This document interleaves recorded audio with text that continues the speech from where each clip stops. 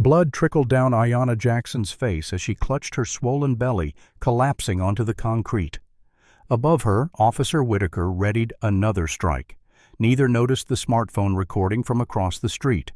In 24 hours, their encounter would ignite a revolution no one could extinguish. Before we dive into this shocking story, let me know where you're watching from in the comments.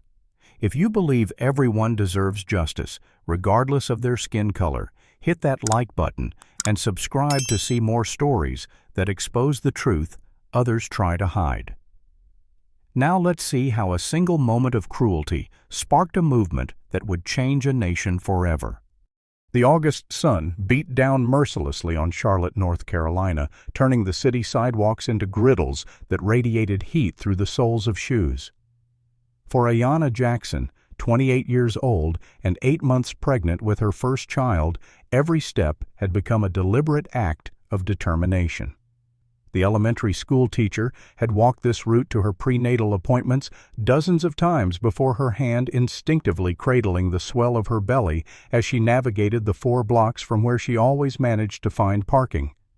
The neighborhood was familiar territory, a place where she'd taught many of the local children, their parents often waving as she passed by. On this particular morning, Ayanna wore a flowing yellow sundress that complemented her deep brown skin and accommodated her changing body, a bottle of water clutched in one hand as protection against the brutal heat. Unknown to her, this ordinary Thursday would fracture her life into 2 distinct parts, before and after. Several blocks away, Officer Derek Whitaker began his patrol shift with the irritation of a man who felt demoted.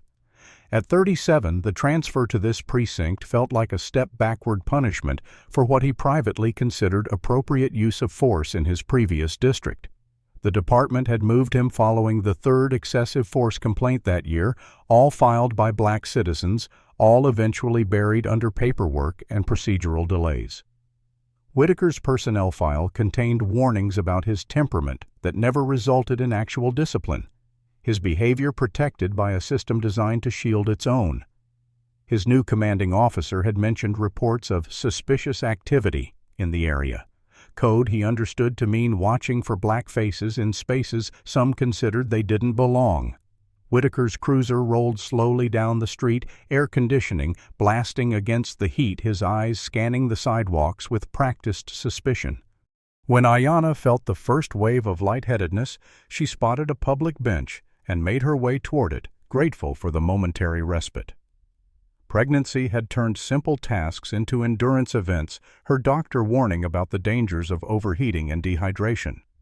She lowered herself carefully onto the bench, uncapped her water bottle, and took several long sips, closing her eyes briefly against the sun's glare.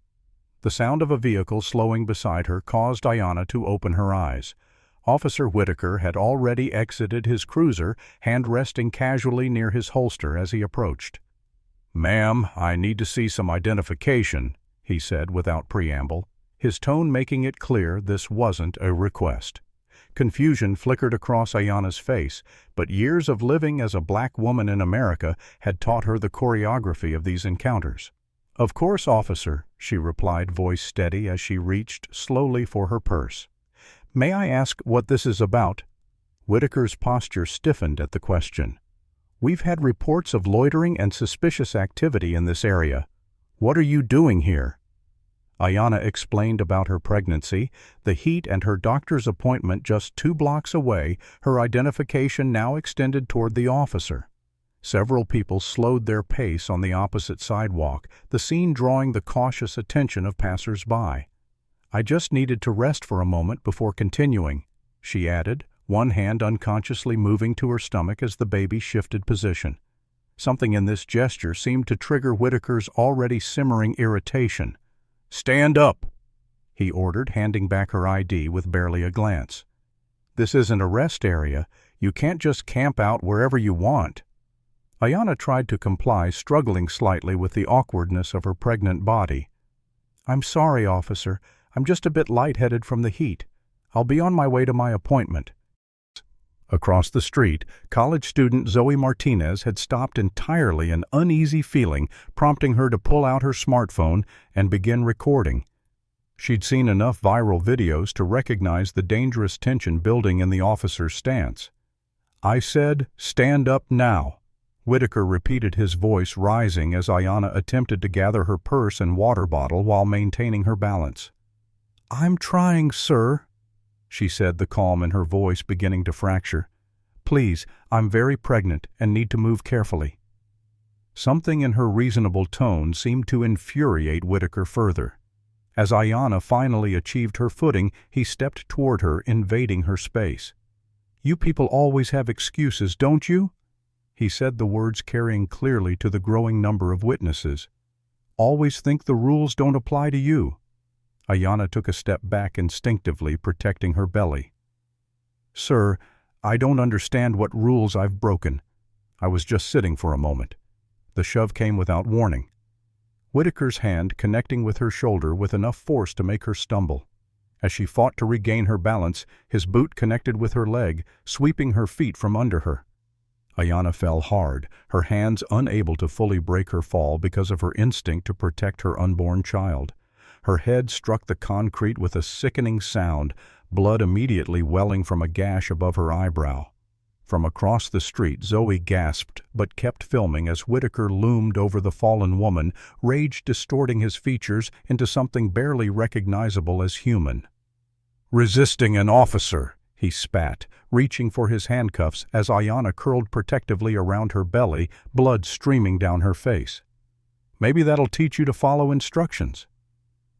The slurs that followed, captured clearly on Zoe's video, removed any doubt about the motivation behind the attack. As Whitaker roughly handcuffed Ayanna, ignoring her pleas about her pregnancy and the need for medical attention, a small crowd had gathered at a safe distance. Whitaker radioed for backup, his official report already forming. Subject became combative when questioned about suspicious activity, resisted lawful commands, and became physically aggressive, requiring restraint. As Ayanna was roughly guided into the back of a police vehicle, her tearful requests for someone to call her husband fell on the sympathetic but fearful ears of bystanders who understood all too well the danger of intervention. None of them realized that within hours, the video already uploading from Zoe's phone would render this not just another incident of police brutality, but the spark that would ignite a movement. Marcus Jackson was elbow-deep in engine grease when his phone vibrated in his back pocket. The auto repair shop where he worked part-time while finishing his business degree was usually quiet on Thursday afternoons, giving him time to tackle the more complex mechanical issues he enjoyed solving. At 32, the former Marine carried himself with the disciplined posture and watchful eyes of someone who had seen combat across 3 grueling tours in Afghanistan. His large frame and serious demeanor often intimidated those who didn't know him, but his co-workers recognized the gentleness beneath the warrior exterior. The caller ID showed a number he didn't recognize, causing a momentary hesitation before he wiped his hands and answered. The voice on the other end belonged to a stranger who spoke rapidly about witnessing something terrible. The words, "your wife," and "police," and "hospital" crashed through Marcus's consciousness like incoming artillery. The stranger, who identified herself only as a teacher who recognized Ayanna from school events, had followed the ambulance to Memorial Hospital after watching in horror as a police officer assaulted his visibly pregnant wife. The phone nearly slipped from Marcus's suddenly numb fingers as the woman described the attack in halting, tearful sentences. 20 minutes later, having broken every speed limit between the auto shop and the hospital, Marcus sprinted through the emergency room doors, his heart hammering against his ribs with a fear more profound than anything he'd experienced in combat. The institutional maze of hallways and security checkpoints tested his rapidly fraying self-control. When he finally located Ayanna in a curtained examination area, the sight of her bloodied face and wrists, raw from handcuffs, shattered something fundamental inside him. 2 fetal monitors were strapped across her swollen belly, their steady beeping the only reassurance that their unborn child still lived. "Baby," he whispered, dropping to his knees beside her bed and taking her trembling hand in his. The tears he'd been fighting spilled freely now. "What did they do to you?" Through her own tears, Ayanna recounted the incident. The bench, the officer's immediate hostility, the escalation that happened so quickly, she still couldn't process it. "He kicked me, Marcus," she said, her voice breaking. "I told him I was pregnant. He could see I was pregnant, but he kicked me down onto the concrete like I was nothing." Marcus felt a volcanic rage building beneath his grief, a familiar battle response he'd learned to channel during his military service. But this wasn't a foreign battlefield with clear enemies and objectives. This was his pregnant wife, attacked by someone sworn to protect citizens in their own community. "The doctors are monitoring for placental abruption," Ayanna continued, wincing as she shifted position. "They're worried about premature labor from the trauma. They said I have a concussion from hitting my head." Marcus was still processing this information when the curtain was pushed aside, revealing two uniformed police officers who definitely weren't there to apologize. "Mrs. Jackson," the older officer said, barely acknowledging Marcus's presence. "Once the doctors clear you, we'll need you to come down to the station to process charges for resisting arrest and disorderly conduct." The younger officer at least had the decency to look uncomfortable as he added, "We can arrange for transport if needed." The rage that had been building in Marcus's chest threatened to explode, but years of military discipline held it in check. Barely. He rose to his full height, shoulders squared, eyes locked on the older officer with lethal intensity. "My wife," he said, his voice dangerously quiet, "is 8 months pregnant and lying in a hospital bed with a concussion and potential complications after being assaulted by one of your officers. She won't be going anywhere except home when the doctors release her." The older officer's hand twitched toward his weapon, a movement so slight most would miss it, but Marcus caught it instantly. "Sir, interfering with an arrest is—" Marcus cut him off, his voice still controlled but vibrating with suppressed fury. "I'm Staff Sergeant Marcus Jackson, United States Marine Corps. I've served 3 tours protecting American freedoms that apparently don't extend to my pregnant wife sitting on a public bench. Before you continue, you should know I've already contacted Davis Thompson." The name drop had its intended effect. Davis Thompson was a former Marine who had served in Marcus's unit before becoming one of the city's most formidable civil rights attorneys. The officers exchanged glances, momentum temporarily halted. "We have witnesses," Marcus continued, "and I understand there's video, so before you pursue charges against my injured pregnant wife, I suggest you review that evidence and consider whether you want to be on the wrong side of what's coming." His military bearing and controlled delivery carried more weight than any shouting could have. After an uncomfortable silence, the younger officer murmured something about following up later, and both backed out of the curtained area. Outside in the hospital corridor, Marcus made 2 crucial calls. The first was to Davis Thompson, waking his former brother-in-arms with news that had the attorney promising to be there within the hour. The second was to Ayanna's parents, the hardest call he'd ever had to make. As night fell, Marcus became aware of a commotion outside the hospital. Looking out the window of Ayanna's room where she had finally been admitted for overnight observation, he saw dozens of people gathering with hastily made signs. Local news vans had arrived, their satellite dishes extending skyward like strange mechanical flowers. His phone buzzed with a text from Davis, "Video's gone viral. 500,000 views already. Local community leaders organizing support. Don't talk to media yet. On my way." Marcus clicked the link Davis had sent and watched the footage for the first time. The clarity of the video left no room for misinterpretation. His wife, visibly pregnant, being brutally assaulted for no justifiable reason, the officer's racial slurs clearly audible. The comment section beneath the video was exploding with outrage calls for justice, and unfortunately but predictably attempts to justify the officer's actions or question what Ayanna must have done to provoke him.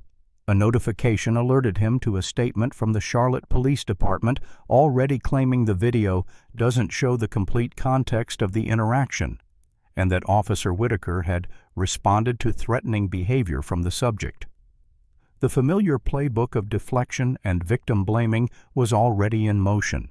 Before he could process this further, his phone rang again, Reverend Calvin Porter from First Baptist Church, where Ayanna sometimes volunteered with youth programs.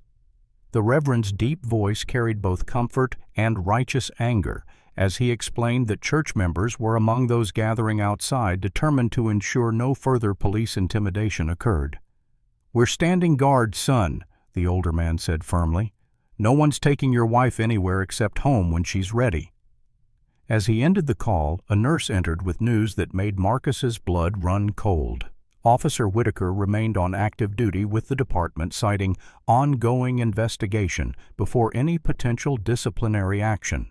The protesters outside had clearly received the same information, their chants growing louder as darkness fell completely. Standing at the window, watching the gathering crowd, Marcus found himself at the intersection of multiple identities: Marine husband, father-to-be, black man in America. Each demanded different responses to the injustice unfolding. The warrior in him wanted retribution, the husband protection, the father-to-be security, and the black man recognition of a justice system that had never truly served people who looked like him. As Ayanna finally drifted into medicated sleep, Marcus settled into the uncomfortable hospital chair beside her bed, his mind working through tactical scenarios like he was planning a military operation. By dawn, as the protesters maintained their vigil outside, Marcus Jackson had made a decision. This would not be just another incident buried by the system. For his wife, for their unborn child, for every victim who couldn't fight back, he would use every skill, resource, and connection from his military service to ensure justice. The battle lines were drawn, and unlike the wars he'd fought overseas, he knew exactly what he was fighting for.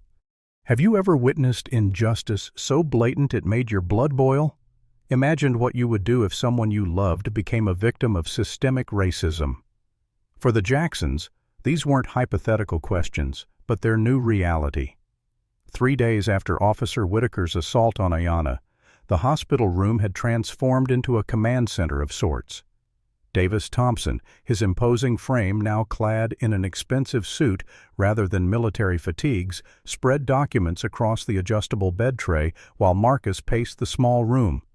Ayanna, still pale but stabilized, watched the two men with exhausted eyes. 6 prior complaints, Davis said, tapping a folder with barely contained disgust. All excessive force, all involving black citizens, all conveniently dismissed or buried. He looked up at Marcus, his expression grim. "I've got contacts in internal affairs from previous cases. One of them risked their career to get me this information." Marcus stopped pacing, his jaw tightening as he absorbed this revelation. So this wasn't an isolated incident. It's a pattern. Davis nodded grimly. "There's more. A fellow officer tried to report Whitaker's behavior last year. Guess what happened to him?" Ayanna shifted painfully in the hospital bed. "Let me guess. Fired?" "Forced resignation," Davis confirmed. Suddenly found himself under investigation for procedural violations no one cared about until he spoke up. Classic whistleblower retaliation. The attorney pulled out another document. "The police union has already assembled their legal team. Heavy hitters. They're closing ranks around Whitaker." Outside the hospital window, the crowd of supporters had grown rather than diminished. Local news coverage had expanded to national outlets, the story fitting too perfectly into the ongoing national conversation about police brutality and racial justice to be ignored. But with increased attention came increased resistance. Across town, Zoe Martinez sat in her small apartment, scared but resolute, as she described to an ACLU lawyer how 2 police officers had appeared at her door demanding she surrender her phone as evidence in an ongoing investigation. "They said I could be charged with obstruction if I didn't comply," the college student explained, her voice shaking slightly. "I refused and called my dad, who told them to leave without a warrant. They said they'd be back." Reverend Porter had arranged legal protection for Zoe and 3 other witnesses who had come forward with their own footage and accounts of the incident. Each told similar stories of intimidation attempts. Meanwhile, a hospital nurse, sympathetic to the Jackson situation, had leaked Ayanna's medical records to Davis, documenting extensive bruising, consistent with a kick and fall, a concussion requiring monitoring, and most alarmingly, a hairline fracture to her pelvis that could complicate delivery when the time came. The mounting evidence and public pressure forced the police department into damage control mode. The police chief, a career officer named Richard Bennett, held a press conference announced with minimal notice to limit attendance. Standing before a forest of microphones, his expression appropriately grave, he delivered a masterclass in saying nothing of substance. "The Charlotte Police Department takes all use-of-force incidents seriously," he intoned, reading from a prepared statement. "We are conducting a thorough investigation into the incident involving Officer Whitaker and Mrs. Jackson. Officer Whitaker has been placed on administrative leave pending the results of this investigation." A reporter shouted a question about body camera footage. The chief's momentary hesitation spoke volumes. "Unfortunately, due to a technical malfunction, body camera footage from the incident is unavailable. However, we are reviewing all available evidence, including witness statements and civilian video." The calculated vagueness of technical malfunction triggered an immediate wave of skepticism on social media. The press conference backfired spectacularly when that evening Marcus gave his first interview to a national news outlet. Sitting in the hospital room, his military bearing evident even in civilian clothes, he spoke not with uncontrolled rage, but with the measured intensity of someone who had seen combat. "I fought for this country in Afghanistan," he said, his deep voice steady. 3 tours. I watched brothers die defending freedoms that apparently don't extend to my wife sitting on a public bench. The officer who assaulted my pregnant wife is on paid leave while she lies in a hospital bed with a fractured pelvis, worried about our unborn child. If this is American justice, then what exactly did I risk my life for? The interview exploded across social media platforms, the contrast between Marcus's military service and his wife's treatment striking a chord that transcended usual political divisions. Conservative media outlets scrambled to balance their traditional support for law enforcement with their veneration of military service. Progressive media highlighted the case as emblematic of larger patterns of police brutality against black women, a demographic whose experiences often received less attention than those of black men. Within hours, hashtags #JusticeForAyanna and #ProtectBlackMothers were trending nationally. Celebrity activists announced plans to visit Charlotte in solidarity, bringing both welcome attention and unwelcome commercialization of the Jacksons' trauma. Davis warned them about the double-edged sword of publicity. "The attention helps pressure the department and city officials," he explained, "but it also makes you targets. They'll dig into every aspect of your lives looking for anything to discredit you." His prediction proved grimly accurate when the following day a conservative commentator questioned why Ayanna had been wandering the streets alone rather than safely at home during her pregnancy, a transparent attempt to shift blame that sparked immediate backlash from women's groups across the political spectrum. What do you think about the police department claiming technical malfunction with the body cameras? Comment number 1, if you believe that's a convenient excuse to hide evidence, or number 2, if you think it could be a legitimate technical issue. Don't forget to like and subscribe to stay updated on this developing story. But here's a question that keeps me up at night in a system that's supposed to protect and serve everyone equally.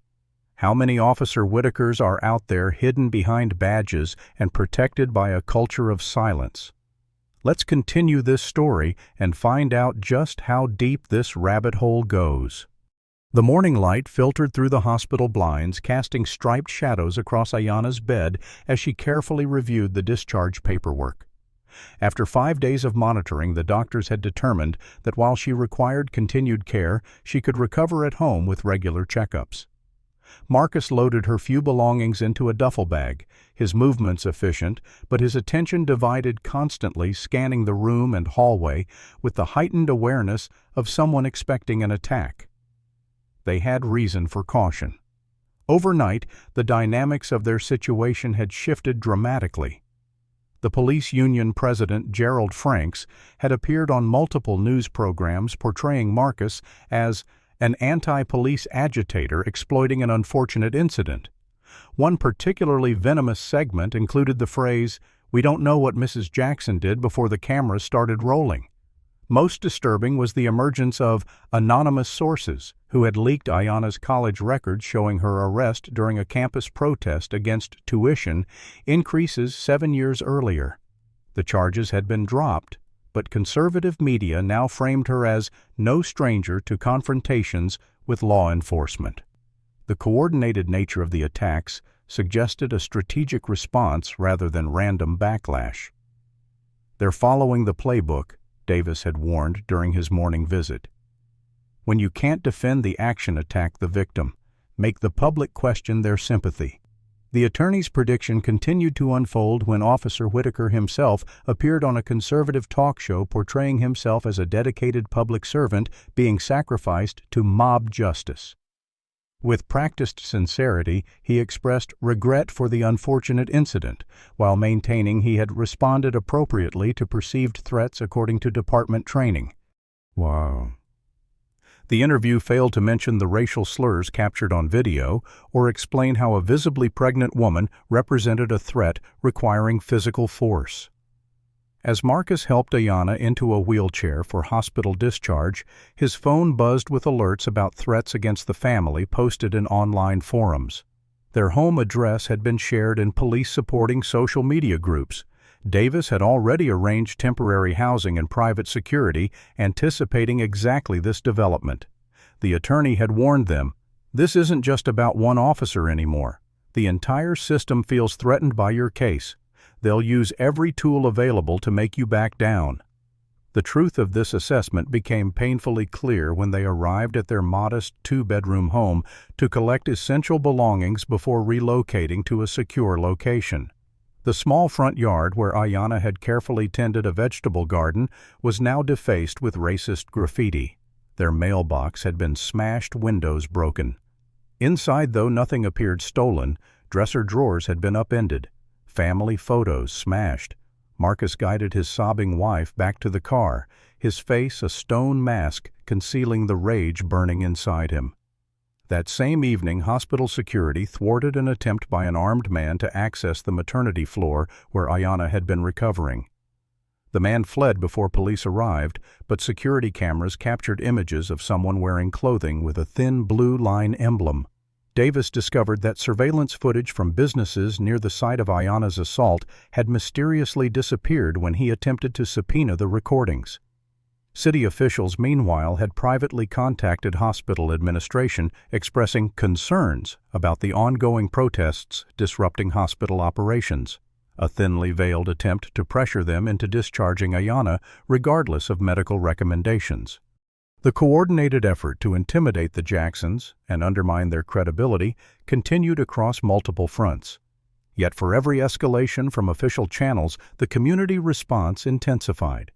Volunteer cleanup crews restored their vandalized home. An anonymous donor offered use of a secured apartment. Local restaurants delivered meals. Mothers organized a baby supply drive. The brutality of the system's counterattack only underscored the righteousness of their cause for many observers. A turning point came from an unexpected source. James Carter, a young black police officer who had been on the force just 2 years, requested a meeting with Marcus through Reverend Porter, insisting on secrecy. In the pastor's office with Davis present for legal protection, Carter revealed the depths of the department's racism. "There's a group text," he explained, hands shaking slightly as he handed over his phone. "Most of the officers in Whitaker's unit plus some supervisors. They've been sharing racist memes and comments for months. I saved screenshots because nobody would believe me otherwise." The messages displayed on his phone shocked even Davis, who thought himself immune to surprise after years of civil rights cases. Officers, including Whitaker, regularly shared dehumanizing content about the black residents they were sworn to protect, joked about excessive force, and coordinated harassment of specific neighborhoods. Carter continued, his voice barely above a whisper. After what happened to your wife, they've been coaching each other on statements, making sure their stories align. Supervisors are involved. They're scared because the video is so clear. They can't spin this one easily." His courage in coming forward was extraordinary given the department's history with whistleblowers. "Why are you doing this?" Marcus asked, studying the younger man's face. "Your career may be even your safety." Carter's response was simple. "I became a cop to protect people, all people. What happened to your wife isn't protection. It's the opposite of why I put on the badge." That night, after Carter left with Davis's assurance of legal protection, Reverend Porter's church suffered a suspicious fire. Though quickly contained, the message was clear: no sanctuary would be truly safe from retribution. Then in the early hours of the morning, as Marcus kept vigil beside Ayanna's bed in their temporary housing, she woke with a gasp of pain, hands clutching her belly. "Something's wrong," she whispered, fear etching her features. "The baby. I think it's coming." Rushing to the hospital, they found themselves in a cruel, full-circle moment, back in the same medical facility where they'd spent the previous week, but now facing a new crisis. Doctors confirmed Ayanna had gone into premature labor, likely triggered by the physical and emotional trauma she'd endured. Emergency preparations for a C-section began immediately as monitors showed signs of fetal distress. In the chaotic hours that followed, Marcus found himself in a sterile waiting area, head bowed in prayer for the first time since his military service. The surgeon eventually emerged still in scrubs to deliver news that would permanently alter the course of their fight. Their daughter, Zora Faith Jackson, had been born 6 weeks premature. She was alive but fragile, requiring intensive care to support her underdeveloped lungs. When Marcus was finally allowed to see his daughter in the NICU, the reality of what Officer Whitaker's actions had truly cost them hit with devastating clarity. Zora's tiny form, connected to monitors and breathing apparatus, embodied both miraculous resilience and profound vulnerability. A nurse guided Marcus through proper hand sanitization, then showed him how to reach through the incubator port to touch his daughter's miniature hand with one finger. The photograph of this moment, Marcus's strong, scarred hand gently connecting with his premature daughter's, was captured by a hospital photographer who created keepsakes for NICU parents. With the family's permission, Reverend Porter shared this image on social media alongside a simple caption: "This is what police brutality looks like." Zora Faith Jackson, born today, 6 weeks early after her mother was assaulted by a police officer for sitting on a bench while pregnant and black. The photograph transformed public sentiment almost instantly. Statistical discussions about police misconduct became secondary to this visceral image of innocence endangered by systemic violence. Donations flooded the family's support fund. Politicians who had remained carefully neutral issued statements of concern.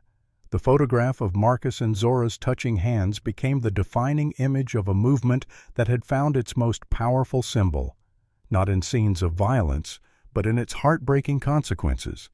2 weeks after Officer Whitaker assaulted Ayanna Jackson on a public sidewalk, Charlotte had become unrecognizable. The daily protests that began with dozens of supporters outside the hospital had swelled to thousands, filling downtown streets, their chants echoing between office buildings as city workers watched from windows above. What began as a spontaneous expression of outrage had evolved into an organized movement with clear demands and sophisticated coordination. National civil rights organizations had established command centers in hotel conference rooms. Volunteer attorneys processed witness statements, and medical professionals donated services to protesters and the Jackson family alike. The transformation extended beyond the streets. Charlotte's Mayor Eleanor Phillips had initially released a statement supporting the police department and urging patience while facts are established. That cautious political calculation crumbled when investigative journalists uncovered substantial campaign contributions from the police union to her election committee. Facing mounting pressure and the threat of a recall petition, Phillips pivoted to calling for transparency and accountability, though stopping short of specific commitments. The city council meetings became battlegrounds of public comment, with emotional testimonies from citizens stretching sessions into the early morning hours. The council split along ideological lines, with progressive members proposing immediate reforms, including civilian oversight, and conservative members warning against hasty decisions that might compromise public safety. Caught between these forces, city officials sought middle ground that satisfied neither side. Further complicating matters, the Department of Justice announced a formal civil rights investigation into the Charlotte Police Department's patterns and practices. Federal investigators arrived in unmarked vehicles, their presence adding another layer of tension to an already volatile situation. As daily life in Charlotte centered increasingly around the movement sparked by Ayanna's assault, Marcus established the foundation that would eventually bear his daughter's name.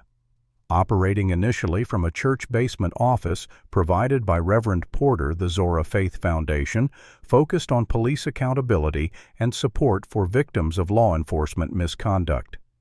Marcus divided his time between hospital visits, Ayanna recovering from her emergency C-section while baby Zora remained in the NICU, and organizing efforts that grew more sophisticated daily. His military background proved invaluable in creating structured response systems and security protocols for vulnerable witnesses. Davis Thompson, meanwhile, filed a comprehensive civil lawsuit naming not only Officer Whitaker, but also the police chief and the city as defendants. The legal complaint detailed not just the assault itself, but the pattern of misconduct, failure of supervision, inadequate training, and subsequent cover-up attempts. Each filing generated new media cycles and public discussion, keeping pressure on city officials who hoped public interest would eventually fade. Throughout the neighborhood surrounding the hospital community, members created an informal security network to protect the Jackson family and key witnesses. Volunteers escorted Zoe Martinez to classes, monitored Reverend Porter's rebuilt church, and maintained a constant presence at the hospital where Zora fought for her tiny life in the NICU. When Marcus received a message through an intermediary that Officer Whitaker wanted to meet privately, the request landed like a grenade in an already volatile situation. The officer, now on unpaid leave and increasingly isolated as public opinion turned against him, offered to provide internal information about departmental practices in exchange for consideration in the civil case. "He's desperate," Davis warned during a strategy session in Ayanna's hospital room. "The department's cutting him loose to save themselves. He's looking for a lifeline." Ayanna, still physically fragile but mentally resolute, studied her husband's face. "What are you thinking?" she asked, recognizing the conflict in his expression. Marcus stood at the window watching protesters march with signs bearing his wife's and daughter's names. The warrior in him wanted retribution, but the strategist recognized the potential value of Whitaker's offer. "I'm thinking about justice versus revenge," he finally answered, "and which one actually changes the system." After lengthy discussion with Davis and Ayanna, Marcus decided to pursue the information while making no promises about leniency. Whitaker's eventual revelations about departmental training practices, unofficial quotas in minority neighborhoods, and supervisory encouragement of aggressive tactics provided valuable evidence for both the civil case and federal investigation.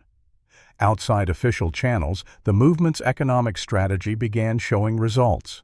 Social media campaigns targeting department sponsors and businesses that supported city officials forced companies to choose sides publicly. Several major corporations announced donations to police reform initiatives as protesters boycotted those that remained silent. National police reform advocates arrived to provide strategic support, bringing experience from similar movements in other cities. Some advised caution and incremental change, while others pushed for more radical demands. Marcus navigated these tensions, carefully focused on specific, achievable reforms rather than symbolic victories. In a suspicious development that surprised no one in the movement, the police department suddenly recovered body camera footage they had previously claimed was lost to technical malfunction. The recovered footage showed only the aftermath of the assault, conveniently missing the critical moments captured in civilian videos. The selective recovery raised questions about evidence tampering that Davis immediately incorporated into legal filings. The most disturbing development came when Officer James Carter, the whistleblower who had provided crucial evidence about departmental culture, found himself the target of escalating harassment. False complaints appeared in his personnel file. His locker was vandalized with threatening messages. His home address was, accidentally, included in an internal email. When his brake lines were found cut in the department parking lot, Davis arranged immediate protective custody through federal marshals, removing him from Charlotte entirely until he could testify safely. As summer heat gave way to early autumn coolness, the movement reached a critical juncture. The initial shock and outrage had evolved into sustained pressure and organized demands, but maintaining momentum would require adapting tactics. The system had revealed both its vulnerabilities and its tremendous capacity for self-preservation. For every victory, like the City Council's preliminary approval of body camera policy changes, came setbacks like the police union's legal challenges to oversight proposals. Marcus understood that this battle would not be won in days or weeks, but through persistent pressure across multiple fronts. The tactical patience he had learned in military service now guided his approach to systemic change. Each evening, regardless of the day's developments, Marcus returned to the hospital to sit beside the incubator where his daughter fought her own battle. He would read to her in a low, steady voice, stories of courage and perseverance, promises of justice, visions of the better world they were fighting to build for her. The nurses noted that Zora's vital signs stabilized when she heard her father's voice, as though drawing strength from his presence. In these quiet moments away from cameras and crowds, the personal stakes of their public fight became most clear. This wasn't just about changing policies or winning lawsuits.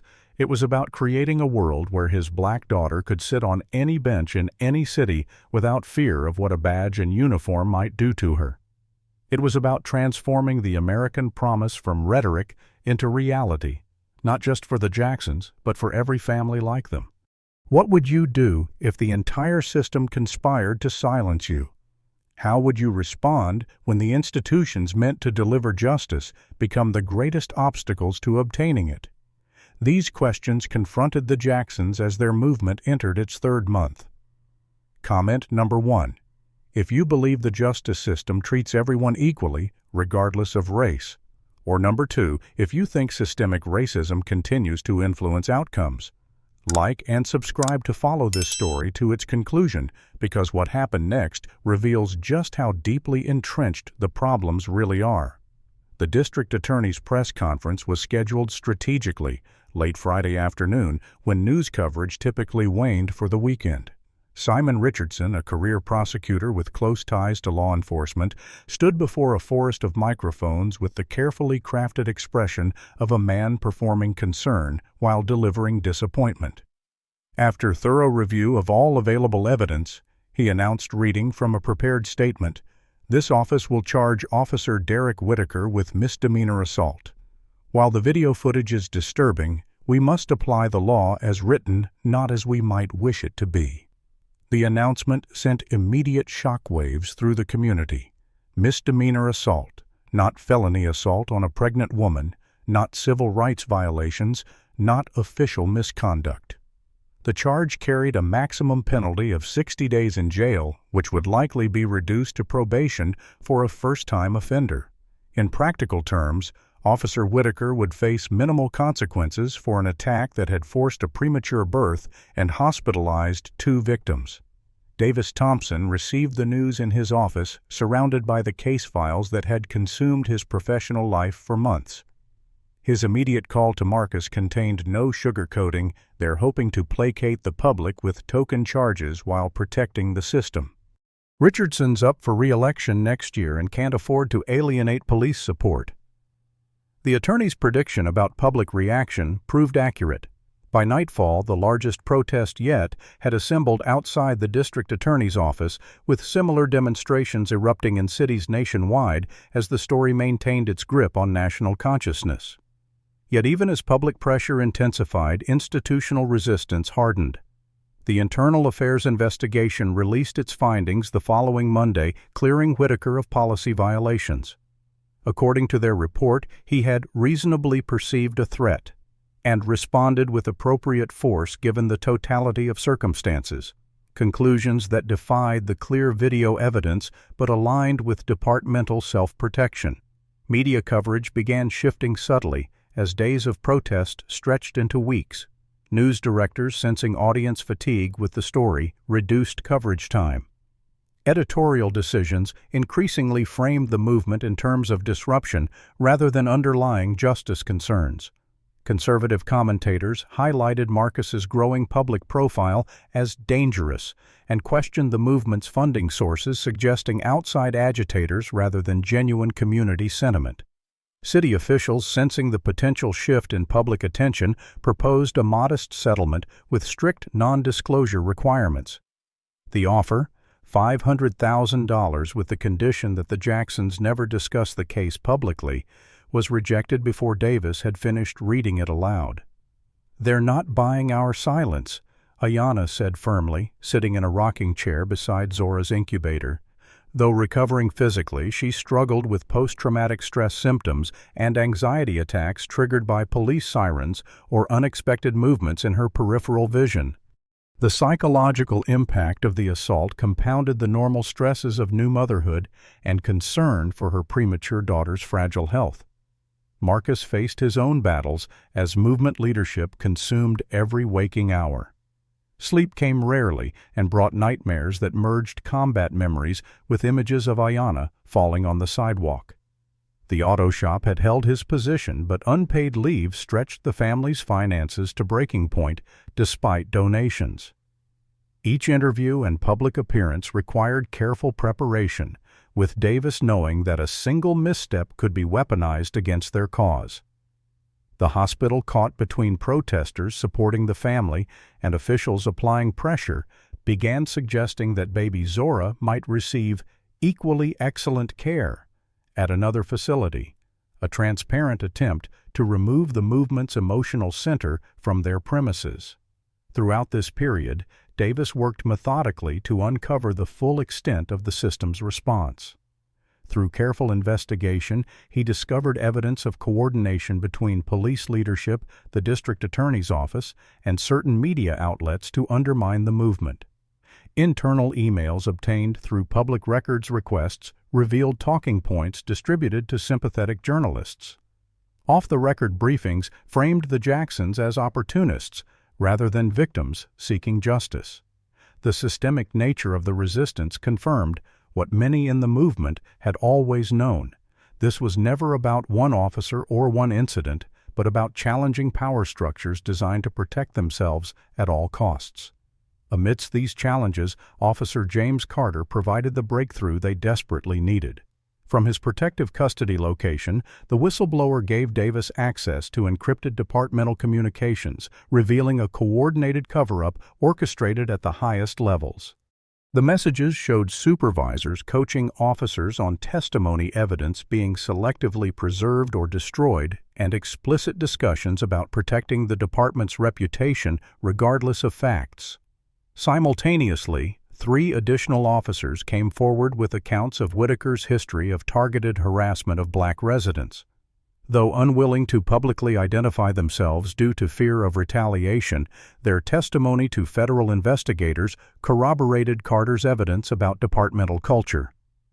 An independent investigation commissioned by civil rights organizations uncovered a statistical pattern of discriminatory policing practices in minority neighborhoods.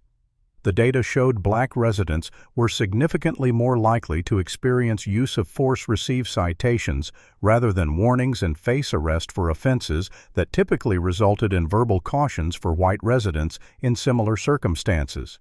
The movement faced its greatest test when counter-protesters mobilized by police support groups and conservative organizations arrived in Charlotte. What began as competing rallies across downtown escalated into isolated confrontations when armed militia members appeared ostensibly to protect businesses. Though movement leaders consistently advocated nonviolence, media coverage gravitated toward the most dramatic images framing peaceful protests lasting weeks as equivalent to the occasional property damage that occurred during confrontations. The resulting coverage shift threatened to undermine public support just as the movement needed it most. Faced with this critical juncture, Reverend Porter organized a massive peace march designed to demonstrate the movement's true character. The Sunday afternoon procession stretched for 20 city blocks with families, clergy, veterans, and citizens from every demographic walking in disciplined silence. Signs bearing Zora's name and image reminded participants and observers alike of the human cost behind the policy debates. The temporary unity achieved through this demonstration raised the stakes for all involved. For the system, it demonstrated that the movement would not fade or be provoked into discrediting itself.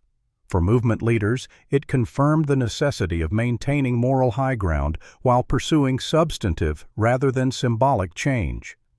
For the Jacksons, it reinforced that their personal tragedy had become something larger than themselves, a catalyst for confronting injustices many had endured silently for generations. As autumn leaves began to fall across Charlotte, the battle lines had been clearly drawn. The system had revealed its playbook: minimize charges, attack credibility, wait for public attention to wane, and offer symbolic concessions while preserving structural power. The movement had developed its counter-strategy: sustain pressure across multiple fronts, document patterns rather than isolated incidents, build coalitions across demographic lines, and remain focused on specific measurable reforms rather than vague promises. In the NICU, tiny Zora continued her own fight, unaware that her name had become a rallying cry across the nation. Her progress, each gram of weight gained, each reduced setting on breathing support, became metaphors for the movement itself: fragile but resilient, vulnerable but determined, faced with powerful opposition but growing stronger daily. The battle for justice had revealed itself as a marathon rather than a sprint requiring strategic patience and sustained commitment. For Marcus and Ayanna, the personal and political had merged completely. Their fight for their daughter's future had become inseparable from the fight for a more just society. The system's counterattack had demonstrated both its tremendous power and its fundamental vulnerability: the need to operate in darkness away from public scrutiny. As evidence of systematic misconduct accumulated, the question became not whether change would come, but how comprehensive it would be and at what cost to those who had dedicated themselves to fighting for it. Have you witnessed how systems protect themselves at the expense of justice? The Jacksons faced their darkest hour, but what happened next would shock even their strongest supporters. Would the evidence finally break through the wall of institutional resistance? Or would the system succeed in burying the truth under procedural delays and public indifference? After 87 days in the neonatal intensive care unit, Zora Faith Jackson was finally going home. The doctors and nurses who had cared for her gathered to celebrate this milestone, many wiping tears as Marcus and Ayanna prepared to carry their daughter outside the hospital for the first time. What had begun as a medical crisis now represented something more: a symbol of resilience in the face of systemic injustice. Weighing 5 pounds and 4 ounces, Zora still required oxygen support and specialized care, but her progress had defied initial concerns about her premature birth. As the family stepped into the autumn sunshine, they were greeted by a small crowd of supporters who had maintained a constant vigil throughout Zora's hospitalization. The moment of quiet joy provided a brief respite from the larger battle that continued to unfold across multiple fronts. That same morning, the Department of Justice released preliminary findings from their investigation documenting substantial concerns about discriminatory practices within the Charlotte Police Department. The report detailed patterns of excessive force against minorities, disparities in enforcement actions, and inadequate accountability mechanisms. Though preliminary, the federal findings validated what movement leaders had argued for months: Ayanna's assault reflected systemic problems rather than an isolated incident. Evidence continued mounting against Officer Whitaker specifically. An anonymous source provided Davis with screenshots showing Whitaker's membership in a private social media group where officers shared racist content and boasted about aggressive enforcement in minority neighborhoods. More damaging still, records from his previous department revealed a settlement paid to a black motorist he had assaulted during a traffic stop, directly contradicting his public claims of an unblemished service record. The district attorney's office, which had initially charged Whitaker with only misdemeanor assault, faced increasing scrutiny as these revelations emerged. Simon Richardson, previously dismissive of calls for more serious charges, found himself in a politically untenable position as public opinion solidified against his handling of the case. Davis secured a critical legal victory when Judge Marianne Wilson ruled that the civil case could proceed with full discovery, rejecting city attempts to limit its scope. The ruling meant the Jacksons' legal team could access departmental records, training materials, and past complaints, precisely the systemic evidence the department had fought to keep private. Judge Wilson's decision also extended whistleblower protections to officers who had come forward, preventing department retaliation during the litigation process. National attention, which had begun to wane as media cycles moved to newer stories, returned forcefully when renowned civil rights leader, Dr. Isaiah Montgomery, organized a televised town hall in Charlotte. The event brought together community members, law enforcement representatives, and policy experts to discuss not just the Jackson case, but broader questions of policing, race, and accountability. During the broadcast, Marcus articulated a comprehensive reform agenda while sharing his family's ongoing struggles. His military background and measured delivery made his arguments difficult to dismiss as radical or unreasonable. The most powerful moment came when Ayanna made her first public appearance since the assault. Speaking softly but with unwavering clarity, she described not only the physical attack, but its continuing impact on her family. "My daughter spent the first 3 months of her life in a hospital because an officer sworn to protect and serve saw my black skin as a threat," she said, her voice steady despite tears. "Every day she struggles to breathe is a day that system continues to fail her and every child like her." Her testimony shifted the conversation from abstract policy debates to human consequences, making it impossible for viewers to remain detached from the reality of what had occurred. The district attorney, recognizing the changing political winds and facing re-election pressures, announced upgraded charges against Whitaker: felony assault on a pregnant woman and civil rights violations. Though critics noted the timing suggested political calculation rather than justice concerns, the development represented a significant victory for the movement. Internal Affairs, which had previously cleared Whitaker of policy violations, reopened investigations into multiple officers implicated in the cover-up. The police chief, Richard Bennett, announced his resignation, citing health concerns, while continuing to deny departmental failures. His departure created an opening for structural reforms that would have been impossible under his leadership.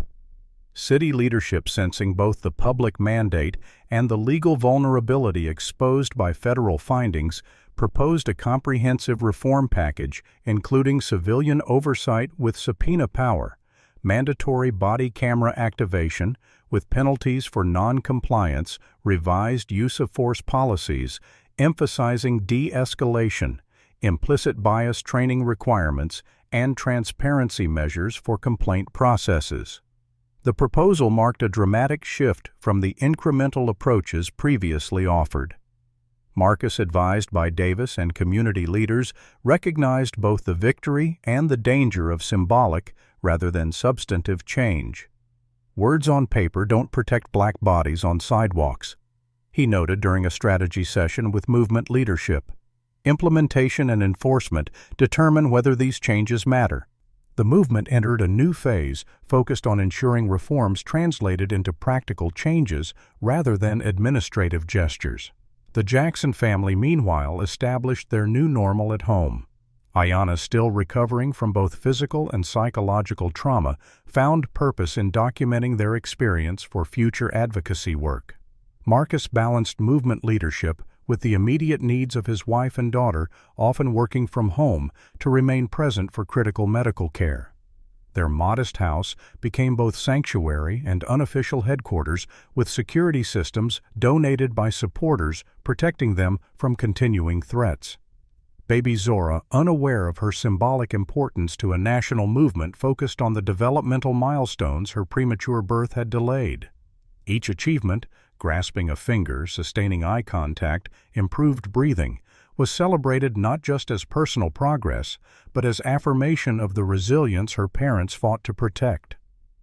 Throughout Charlotte, visible changes began appearing in police operations. Officers in certain precincts tested new community engagement approaches. Supervisors previously known for aggressive tactics found themselves reassigned to administrative roles. Individual officers made small but meaningful gestures of solidarity with reform efforts, recognizing that improved community relations ultimately enhanced their own safety and effectiveness. The turning point had arrived not as a single dramatic moment, but as a convergence of pressure across multiple systems: legal, political, media, and community. The infrastructure of injustice that had initially protected Officer Whitaker now calculated that sacrificing him served institutional self-preservation. Yet for the Jacksons and movement leaders, this individual accountability represented only the beginning of the systemic change they sought. The battle was shifting from exposing the problem to implementing and safeguarding solutions.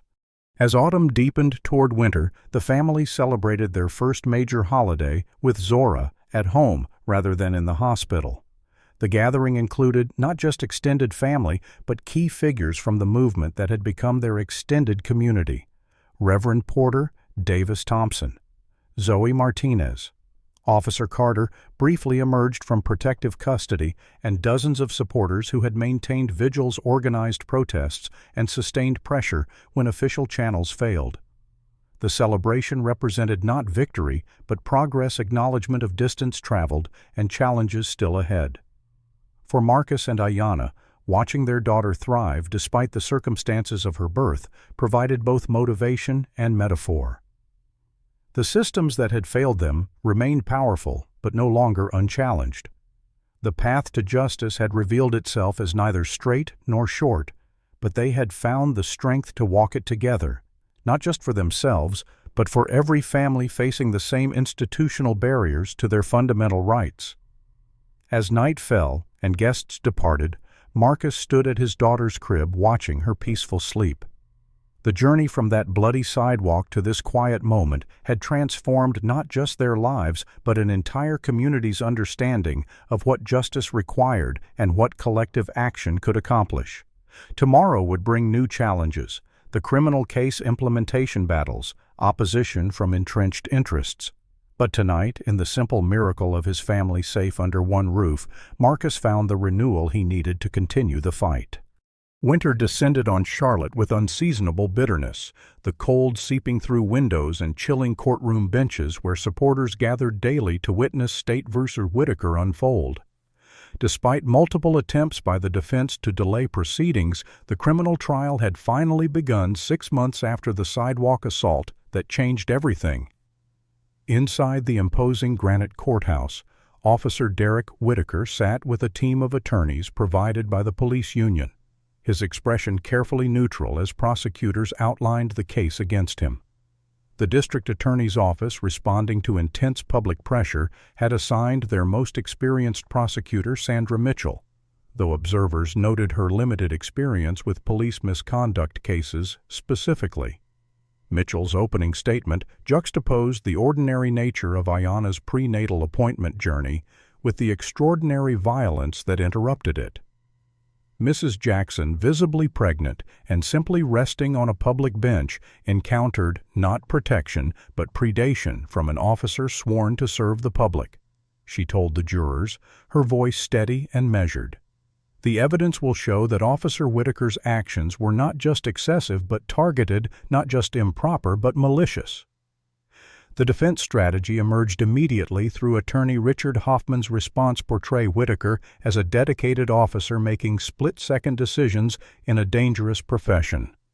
Policing isn't performed with the luxury of hindsight, Hoffman argued. Officer Whitaker responded to perceived non-compliance based on his training and experience. While the outcome was unfortunate, his actions followed departmental protocols for subject control. Most disturbing was the defense's subtle suggestion that Ayanna's pregnancy was not visibly obvious, despite the video clearly showing her protruding belly and her yellow maternity dress. Outside the courtroom, Marcus navigated an increasingly complex landscape of movement politics and personal priorities. Financial pressures had intensified as his leave from work extended indefinitely. Though a support fund established by anonymous donors helped with immediate needs, conservative media used this assistance to suggest conflicts of interest and outside influence on the case. Various advocacy groups that had coalesced around the Jacksons' cause now pursued sometimes divergent agendas. Some demanded immediate defunding of police departments and radical restructuring of public safety, while others focused on specific incremental reforms with broader political viability. Marcus walked a careful line between these positions, recognizing that maximalist demands often failed, while minimalist changes perpetuated injustice. The movement had achieved remarkable unity during its initial phases, but sustaining coalition cohesion during the grinding legal process tested Marcus's leadership skills daily. Davis Thompson, simultaneously managing the criminal trial observation and civil case preparation, warned the family about the emotional toll of courtroom proceedings. "They'll attack Ayanna's character and credibility," he explained during an evening strategy session at the Jacksons' home. "They'll present selective evidence and expert witnesses who'll justify almost any use of force. This isn't about truth. It's about creating enough reasonable doubt to protect the system." His prediction proved grimly accurate as the trial progressed. The prosecution presented the viral video medical evidence documenting Ayanna's injuries and testimony from multiple witnesses, including Zoe Martinez, whose steady recounting of what she observed withstood aggressive cross-examination. Several officers testified about proper use of force protocols, confirming that department training emphasized de-escalation, particularly with vulnerable individuals like pregnant women. The most compelling evidence came from Officer James Carter, who testified about departmental culture and Whitaker's history of targeting black residents. Though the defense attempted to portray him as a disgruntled employee with personal grudges, his detailed documentation of specific incidents proved difficult to dismiss. The prosecution's case appeared strong to observers, but experienced court watchers recognized the subtle ways jury perceptions were being shaped. The defense presented character witnesses praising Whitaker's community service and dedication. Medical experts hired by the defense suggested Ayanna's injuries resulted from an unfortunate fall, rather than direct assault, despite the clear video of the kick that precipitated that fall. Former police trainers testified that Whitaker's actions constituted reasonable response to perceived non-compliance. Most disturbingly, when Ayanna herself testified about the assault and its aftermath, defense attorney Hoffman subjected her to brutal cross-examination, attempting to portray her as confrontational and uncooperative. His questioning focused obsessively on why she hadn't immediately stood when instructed, implying her compliance had been insufficiently prompt and therefore justified escalation. "Isn't it true, Mrs. Jackson," he asked with practiced condescension, "that you questioned Officer Whitaker's authority to ask for identification?" Though Ayanna maintained remarkable composure, explaining that she had merely asked why she was being questioned while complying with all instructions, the defense strategy became clear: shift responsibility from the officer who kicked a pregnant woman to the woman herself for allegedly provoking the attack. Throughout the trial, Marcus maintained a stoic presence in the courtroom, his military bearing evident in his straight posture and controlled expressions even during the most provocative defense tactics. His presence reminded jurors of the human stakes behind the legal arguments, a family whose lives had been permanently altered by the encounter in question. After 7 days of testimony, closing arguments, and judicial instructions, the jury began deliberations. For 4 tense days, supporters maintained vigil outside the courthouse while the Jacksons waited at home caring for Zora while their phones remained constantly at hand. When the verdict finally came, the courtroom filled beyond capacity with overflow crowds watching on monitors in adjacent hallways. The jury foreman, a middle-aged white man who had maintained an inscrutable expression throughout the trial, stood to deliver their decision guilty of misdemeanor excessive force, but acquitted of felony assault and civil rights violations. The sentence announced by Judge Wilson reflected the limited conviction, 18 months of probation, anger management courses, and community service. No jail time, no permanent loss of law enforcement certification. Outside the courthouse, the controlled expressions Marcus had maintained throughout the trial finally cracked. Standing before supporters and media cameras, his voice shook with barely contained emotion. Today, the justice system has told us what we already knew, that a black life, a black woman's body, a black child's future counts for less than a badge and a gun. Officer Whitaker will sleep in his own bed tonight after putting my wife in a hospital bed and my daughter in an incubator. Despite his obvious devastation, Marcus's concluding remarks maintained the disciplined focus that had characterized the movement. But this isn't over. The criminal case was just one battlefield in a larger war. The civil case continues, the federal investigation continues, and our demand for true justice, not just for my family but for every family, will never cease. The peaceful protests that followed expressed collective outrage and disillusionment, though Marcus and Reverend Porter worked tirelessly to prevent property damage that would undermine the movement's moral authority. That night, as the Jacksons processed their pain privately, Marcus's phone rang with unexpected news. Officer Carter's attorney reported that he and 2 colleagues had provided federal investigators with internal communications showing jury tampering attempts by police union representatives. Text messages between union officials and a person claiming connection to a juror suggested information had been improperly shared during deliberations. Within hours, the Department of Justice announced an expanded investigation into potential obstruction of justice related to the Whitaker trial. The criminal case outcome, initially appearing as a setback, had revealed yet another layer of systemic corruption that strengthened the federal case. As Marcus finally fell into exhausted sleep beside Ayanna baby Zora, sleeping peacefully in her crib nearby, he understood that justice in America rarely arrived through expected channels or on anticipated timelines.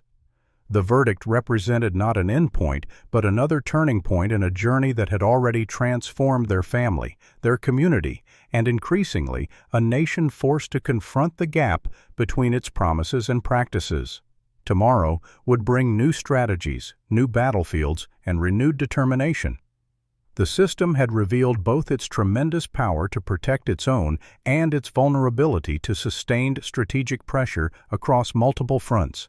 The fight continued not because victory was certain, but because surrender was unthinkable for the world they sought to build for Zora and every child like her. 1 year after Ayanna Jackson collapsed bleeding onto a Charlotte sidewalk, the city she called home had transformed in ways both visible and profound.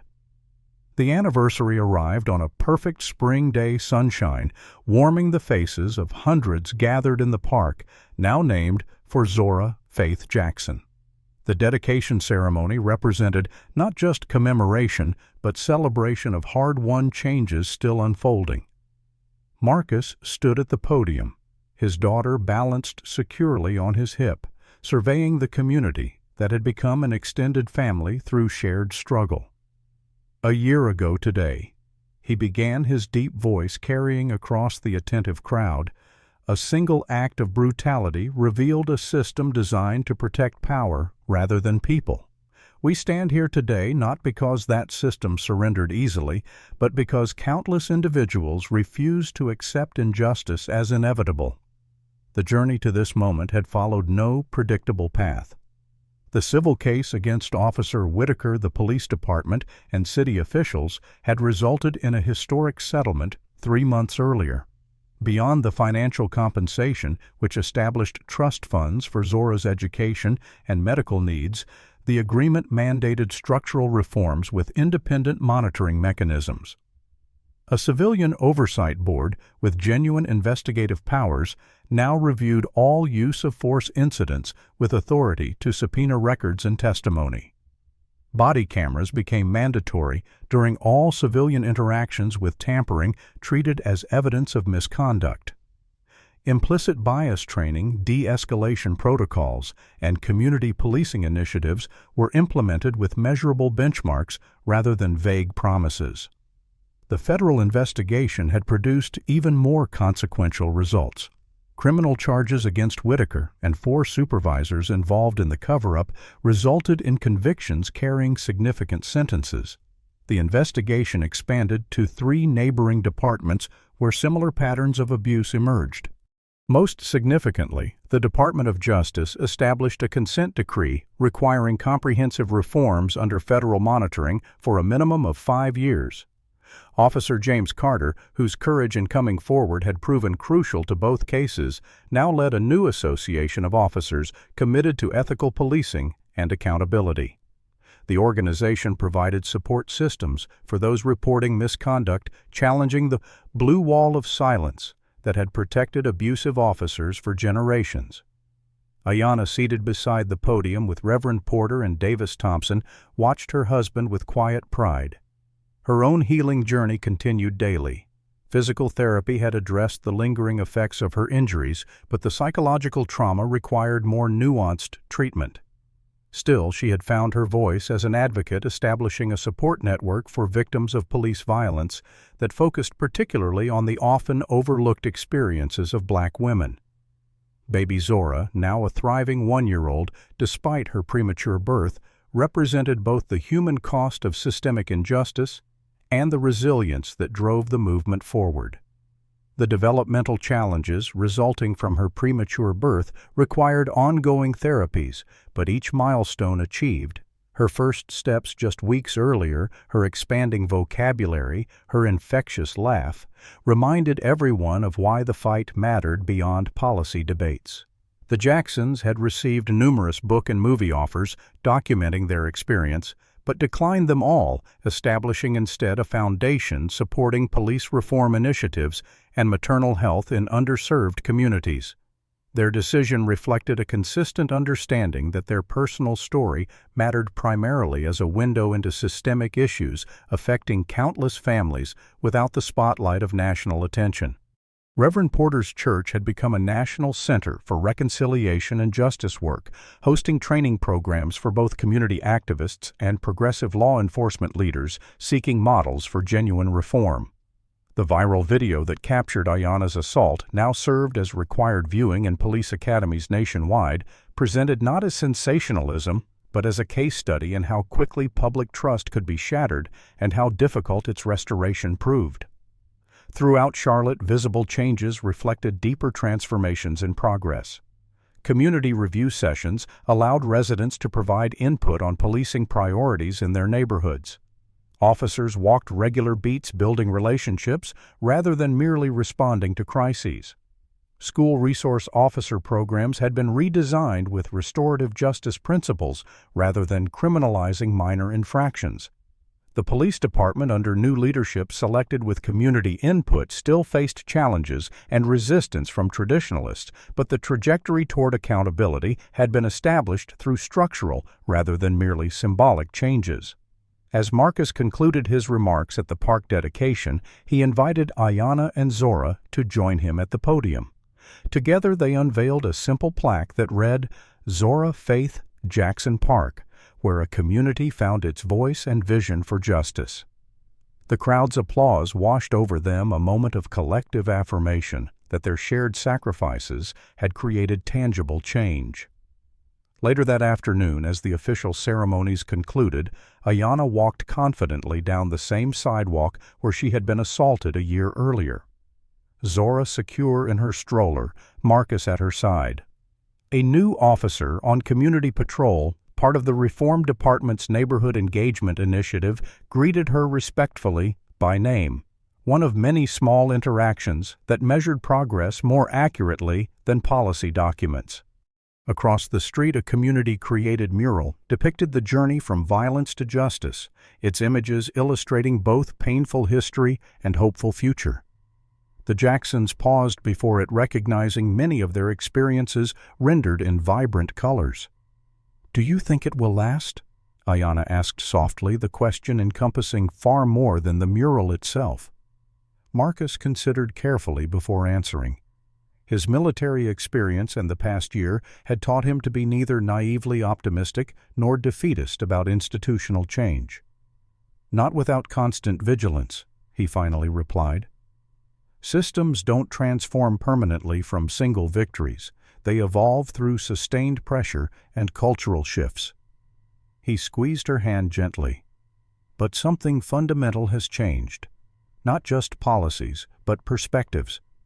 People who never questioned the system now can't unsee its flaws. That's the foundation for lasting change."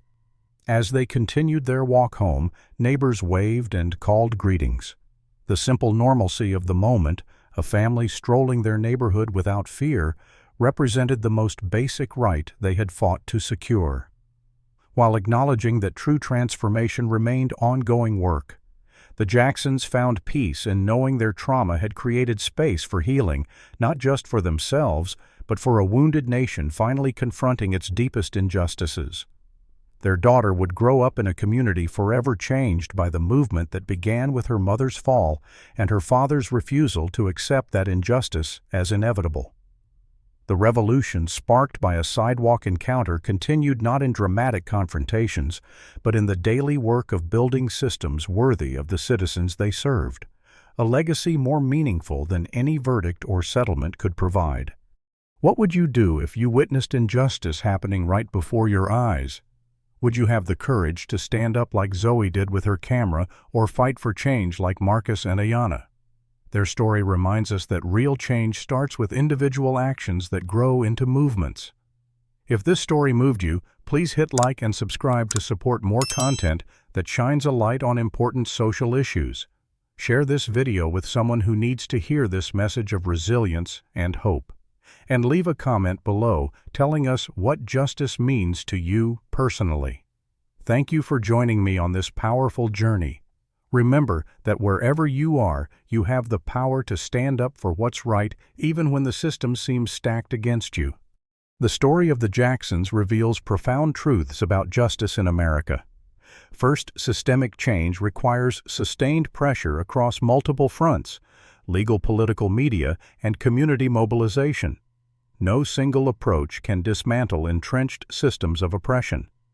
Second, personal trauma can catalyze collective awakening when channeled into strategic action rather than merely individual grievance. The Jacksons transformed their pain into purpose. Third, true allies step forward despite risks, as demonstrated by Officer Carter Zoe and Reverend Porter. Fourth, institutions will deploy predictable tactics to preserve themselves, minimizing misconduct, attacking victims' credibility, waiting for public attention to fade, and offering symbolic rather than structural change. Recognizing these patterns allows movements to counter them effectively. Finally, justice isn't an event, but a process requiring vigilance and commitment across generations. The work continues beyond verdicts or settlements. The most meaningful victory isn't just accountability for individual wrongdoing, but transforming systems to prevent future injustice.